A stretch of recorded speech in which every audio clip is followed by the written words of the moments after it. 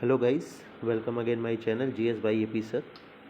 पिछले टर्म पे हम लोग चैप्टर स्टार्ट किए थे क्लास 10 का रिफ्लेक्शन और रिफ्रैक्शन के बारे में डिस्कस कर रहे थे। काफ़ी दिनों से वीडियो में डाल नहीं पाया क्योंकि कुछ और भी वर्क था। फिलहाल उस लेक्चर को कंटिन्यू करेंगे। अब यहाँ से वीडियो आपके पास जाएगा पर डे के हिसाब से। तो आज डिस्कस करते हैं वो 4 रूल मैंने पढ़ा दिया था कि कॉनकेव मिरर हो या कॉन्वेक्स मिरर हो, उसमें ये 4 रूल्स हमेशा ध्यान में रखिएगा। ये दोनों के लिए समझो एक तरह का फार्मूला है, तो इसको ध्यान में रखिएगा। आज अलग अलग अब डिस्कस करते हैं और पहले डिस्कस करते हैं कॉनकेव मिरर की, यानी कॉनकेव मिरर में इमेज का फॉर्मेशन कैसे होता है वो हम लोग देखेंगे। बहुत ईजी है, आराम से एक तरह से लर्न कर सकते हैं चीज़ों को, बहुत ही आसान तरीके से लर्न कर पाएंगे सबको।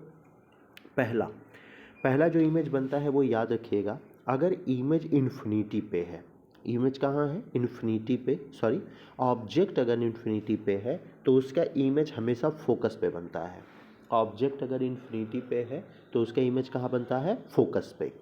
इसी का ठीक उल्टा कर दो, अगर ऑब्जेक्ट आपका फोकस पे आ जाए तो इसका इमेज हमेशा इन्फिनिटी बनता है। यानी सीधा और उल्टा करिए, अगर ऑब्जेक्ट आपका इन्फिनिटी पे है तो उसका इमेज बनेगा फोकस पे, और अगर वही ऑब्जेक्ट फोकस पे है तो उसका इमेज कहाँ बनेगा? इन्फिनिटी पे।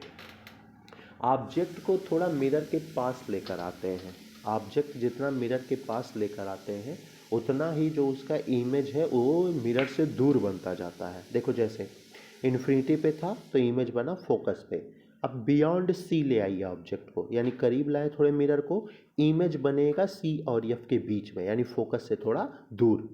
ऑब्जेक्ट और करीब लाइए और वो लाइए सीधे सेंटर ऑफ कर्वेचर पे, उसका इमेज बनेगा सेंटर ऑफ कर्वेचर पे।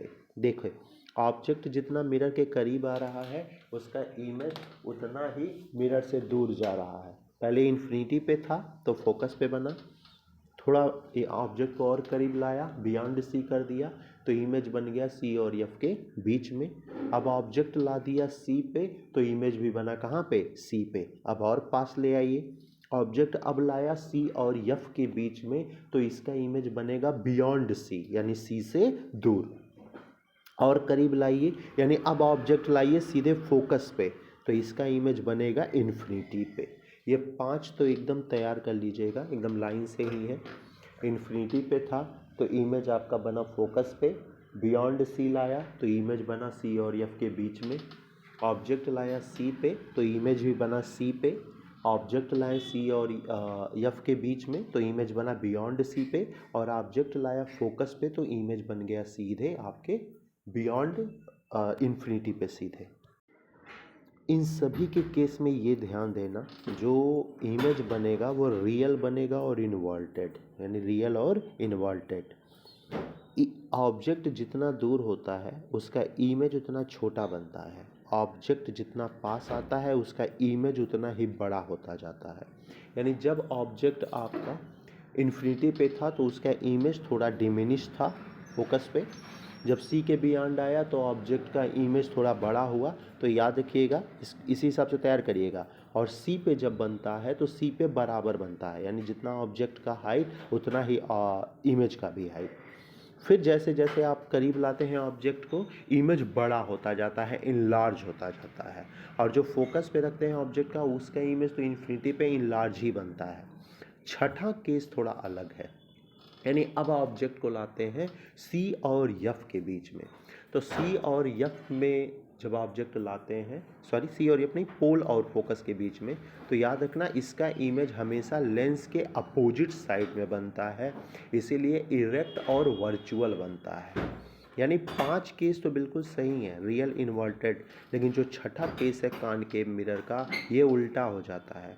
यानी जब पोल और फोकस के बीच में ऑब्जेक्ट आएगा तो इसका इमेज बनेगा लेंस के अपोजिट साइड में, अपोजिट साइड में बनने की वजह से इरेक्ट बनेगा और वर्चुअल बनेगा और इनलार्ज्ड बनेगा। ये है कॉनकेव मिरर के 6 पॉइंट। ये 6 पॉइंट याद रखना बहुत ज़रूरी है, क्योंकि इस कॉनकेव मिरर के इस 6 पॉइंट के हेल्प से कहीं ना कहीं हम लोग कॉन्वेक्स लेंस के 6 पॉइंट को समझेंगे, इसलिए कॉनकेव मिरर के ये 6 पॉइंट जरूर याद रखिएगा।